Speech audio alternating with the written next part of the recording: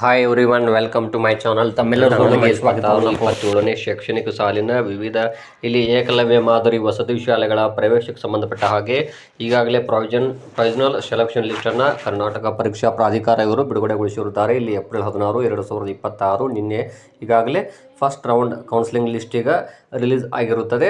ಇಲ್ಲಿ ಭಾಳಷ್ಟು ಪೋಷಕರು ಮತ್ತು ಸ್ಟೂಡೆಂಟ್ಸ್ಗಳು ಕೂಡ ಕೇಳ್ತಾ ಇದ್ರಿ, ಇಲ್ಲಿ ನಮ್ಮ ರಿಸಲ್ಟು ಚೆನ್ನಾಗಿದ್ರು ಕೂಡ ರ್ಯಾಂಕಿಂಗ್ ಇದ್ದರೂ ನಮ್ದು ಯಾಕೆ ಸೆಲೆಕ್ಟ್ ಆಗಿಲ್ಲ ಎನ್ನುವಂತಹ ಒಂದು ಕ್ವಶನ್ಸ್ಗಳನ್ನು ಕೇಳ್ತಾ ಇದ್ರಿ. ಇದಕ್ಕೆ ಸಂಬಂಧಪಟ್ಟಂಗೆ ನಿಮಗೆ ಸೂಕ್ತವಾದಂತಹ ಕಾರಣಗಳೊಂದಿಗೆ ಮತ್ತು ತಮಗೆ ಮುಂದೆ ಇನ್ನೂ ಅವಕಾಶಗಳಿವೆ ಅನ್ನೋದನ್ನು ಕೂಡ ತಮಗೆ ತಿಳಿಸ್ಕೊಡ್ತಾ ಇದ್ದೀನಿ.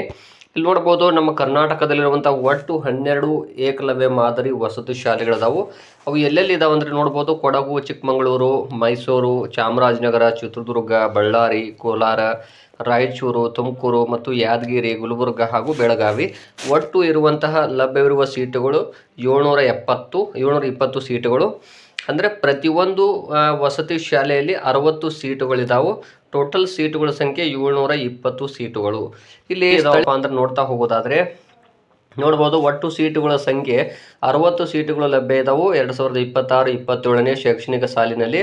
ಇಲ್ಲಿ 50% ಸ್ಥಾನಗಳನ್ನು ಅಂದರೆ 31 ಸ್ಥಾನಗಳು ಸ್ವಂತ ತಾಲೂಕಿನ ವಿದ್ಯಾರ್ಥಿಗಳಿಗೆ ಮತ್ತು 20 ಸ್ಥಾನಗಳನ್ನು ಜಿಲ್ಲಾ ಮಟ್ಟದಲ್ಲಿ ಅಂದರೆ ಇಡೀ ಡಿಸ್ಟಿಕಲ್ಲಿರುವಂತಹ ಬೇರೆ ಬೇರೆ ತಾಲೂಕಿನ ವಿದ್ಯಾರ್ಥಿಗಳಿಗೆ ಇಲ್ಲಿ ಒಟ್ಟಾರೆ ಇರುವಂತಹ 31 ಸ್ಥಾನಗಳು ಸ್ವಂತ ತಾಲೂಕಿನ ವಿದ್ಯಾರ್ಥಿಗಳಿಗೆ, 20 ಸ್ಥಾನಗಳು ಜಿಲ್ಲಾ ಮಟ್ಟದಲ್ಲಿ, 9 ಸ್ಥಾನಗಳನ್ನು ರಾಜ್ಯ ಮಟ್ಟದಲ್ಲಿ ಮೀಸಲು ಇಡಲಾಗಿದೆ.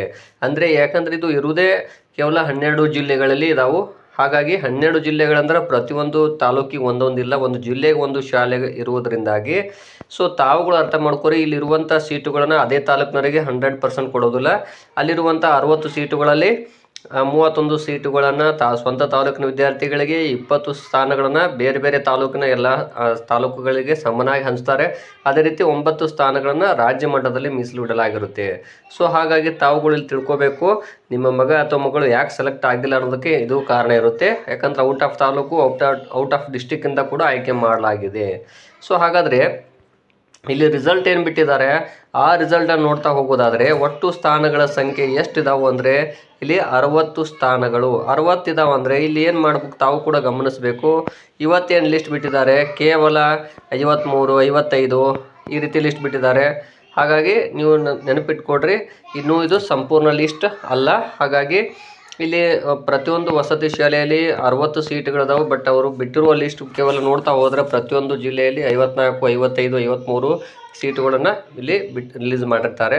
ಅದು ಅಷ್ಟೇ ಅಲ್ಲದೆ ಇಲ್ಲಿರುವಂತಹ ಒಟ್ಟು ಸ್ಥಾನಗಳಲ್ಲಿ ಇಲ್ಲಿ ವಿಶೇಷ ವರ್ಗದವರಿಗೆ ತಾವು ರಿಸಲ್ಟನ್ನು ನೋಡಿರ್ತೀರಿ ಅಥವಾ ಸೆಲೆಕ್ಷನ್ ಲಿಸ್ಟ್ ನೋಡಿರ್ತೀರಿ, ಕಡಿಮೆ ಅಂಕ ಪಡೆದವರು ಆಯ್ಕೆ ಆಗಿದ್ದಾರೆ ಅಂತ ಹೇಳ್ತಾ ಇದ್ದೀರಿ. ಅಲ್ಲಿರುವಂತಹ ಒಂದು ಮೀಸಲಾತಿ ಹೇಗಿದೆ ಅಂದರೆ ಪರಿಶಿಷ್ಟ ಪಂಗಡದ ವಿದ್ಯಾರ್ಥಿಗಳಿಗೆ 80% ಇದೆ, ಅಂದರೆ 48 ಸ್ಥಾನಗಳು.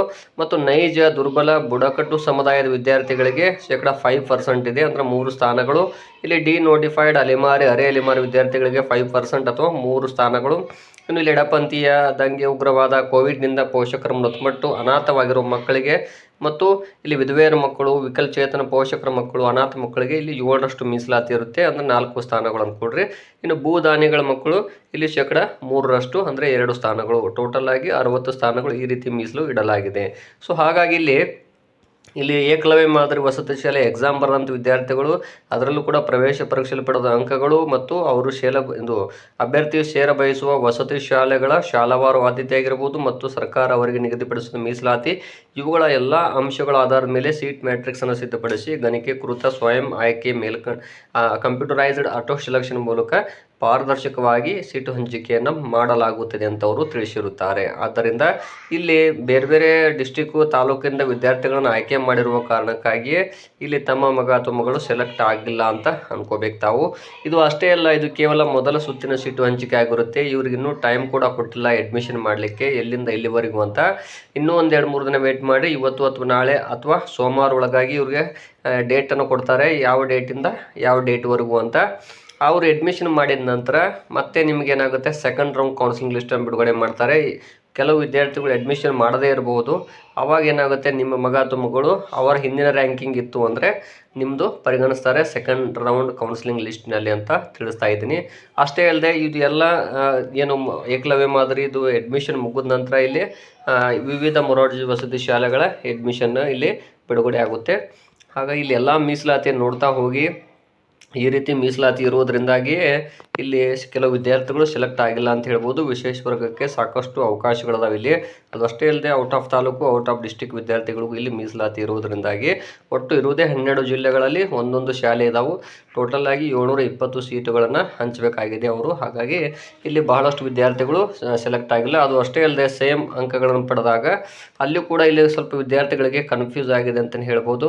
ಯಾಕಂದರೆ ಸಮಾನ ಅಂಕಗಳನ್ನು ಪಡ್ಕೊಂಡಾಗ ಯಾರನ್ನು ಆಯ್ಕೆ ಮಾಡಬೇಕು ಅನ್ನೋದು ಇಲ್ಲಿ ನಿಮಗೆ ಗೊಂದಲಗಳಿರ್ತಾವೆ. ಹಾಗಾಗಿ ಅಲ್ಲಿ ಯಾವ ರೀತಿ ಇರ್ತದಂದರೆ ಸಮಾನ ಅಂಕಗಳು ಪಡೆದಾಗ ಒಂದು ವೇಳೆ 2 ಅಥವಾ ಅದಕ್ಕಿಂತ ಹೆಚ್ಚು ಅಭ್ಯರ್ಥಿಗಳು ಪ್ರವೇಶ ಪರೀಕ್ಷೆಯಲ್ಲಿ ಪಡೆದ ಅಂಕಗಳು ಒಂದೇ ಆಗಿದ್ದಲ್ಲಿ ಆ ಅಭ್ಯರ್ಥಿಗಳ ವಯಸ್ಸಿನ ಆಧಾರದ ಮೇಲೆ ಅವರ ನಡುವಿನ ಮೆರಿಟನ್ನು ನಿರ್ಧರಿಸಲಾಗುತ್ತದೆ. ಅಂದರೆ ಇಂತಹ ಅಭ್ಯರ್ಥಿಗಳ ಪೈಕಿ ವಯಸ್ಸಿನಲ್ಲಿ ಕಿರಿಯನಾದ ಅಭ್ಯರ್ಥಿಗಿಂತ ಹಿರಿಯನಾದ ಅಭ್ಯರ್ಥಿಯನ್ನು ಪರಿಗಣಿಸಲಾಗುತ್ತೆ. ಆವಾಗಲೂ ಕೂಡ ಸೇಮ್ ಇದ್ದಾಗ ಏನು ಮಾಡ್ತಾರೆ, ಅಭ್ಯರ್ಥಿ ಹೆಸರಿನ ವರ್ಣಾಕ್ಷರದ ಕ್ರಮಾನುಸಾರ ಅಲ್ಲಿ ಅಲ್ಫಾಬೆಟಿಕ್ ಸೀರಿಯಲ್ ನಂಬರ್ ಇರ್ತದಲ್ಲ ಅವ್ರನ್ನ ಪರಿಗಣಿಸ್ತಾರೆ. ಅವಾಗಲೂ ಸೇಮ್ ಇತ್ತು ಅಂದರೆ ಅವ್ರ ಫಾದರ್ ನೇಮ್ ಇರ್ತದಲ್ಲ ಅವರು ಅಲ್ಫಾಬೆಟಿಕಲ್ಲೇ ಅದನ್ನು ಮೊದಲು ಪರಿಗಣಿಸ್ತಾರೆ ಅನ್ನೋದನ್ನು ತಾವಿಲ್ಲಿ ನೆನಪಿನಲ್ಲಿ ಇಟ್ಕೊಳ್ಳಿ. ಹೀಗಾಗಿ ಕೆಲವು ವಿದ್ಯಾರ್ಥಿಗಳು ಸೆಲೆಕ್ಟ್ ಆಗದೇ ಇರಬಹುದು ಅನ್ನೋದನ್ನು ತಮಗೆ ಇವತ್ತು ತಿಳಿಸ್ಕೊಡ್ತಾ ಇದ್ದೀನಿ. ಇಷ್ಟೇ ಇಲ್ಲ, ತಾವೆಲ್ಲರೂ ವೇಟ್ ಮಾಡಿ. ಇನ್ನು ಸೆಕೆಂಡ್ ರೌಂಡ್ ಕೌನ್ಸಿಲಿಂಗ್ ಲಿಸ್ಟ್ ಇದೆ, 3ನೇ ರೌಂಡ್ ಕೂಡ ಹೋದ ವರ್ಷ ಇದು ನಡೆದಿದೆ. ಹಾಗಾಗಿ ಕೆಲವು ವಿದ್ಯಾರ್ಥಿಗಳು ಅಡ್ಮಿಷನ್ ಮಾಡಿಲ್ಲ. ಸಾಕಷ್ಟು ವಿದ್ಯಾರ್ಥಿಗಳು ಕೇವಲ ಎಕ್ಸಾಮ್ ಬರೆದಿರ್ತಾರೆ. ಕೆಲವರು ನವೋದಯ, ಆದರ್ಶ ವಿದ್ಯಾಲಯ, ಸೈನಿಕ್ ಸ್ಕೂಲಿಗೆ ಹೋಗೋರು ಕೂಡ ಈ ಎಕ್ಸಾಮ್ ಬರೆದಿರುವ ಉದಾಹರಣೆಗಳದಾವು. ಹಾಗಾಗಿ ಅವ್ರು ಕೇವಲ ಎಕ್ಸಾಮ್ ನಾಲೆಡ್ಜ್ಗೋಸ್ಕರ ಬರೆದಂಥ ಉದಾಹರಣೆಗಳದಾವು. ಇನ್ನೂ ಕೆಲವು ವಿದ್ಯಾರ್ಥಿಗಳು ಅಡ್ಮಿಷನ್ನೇ ಮಾಡೋದಿಲ್ಲ. ಸೊ ನಿಮಗೆ ಸೆಕೆಂಡ್ ರೌಂಡ್ಗೆ ಅಥವಾ ಥರ್ಡ್ ರೌಂಡ್ಗೆ ಕೂಡ ತಮಗೆ ಅವಕಾಶಗಳಿದೆ ಅಂತ ತಮಗೆ ಈ ಎಲ್ಲ ಮಾಹಿತಿಯನ್ನು ಶೇರ್ ಮಾಡ್ಕೊಳ್ತಾ ಇದ್ದೀನಿ. ಧನ್ಯವಾದಗಳು.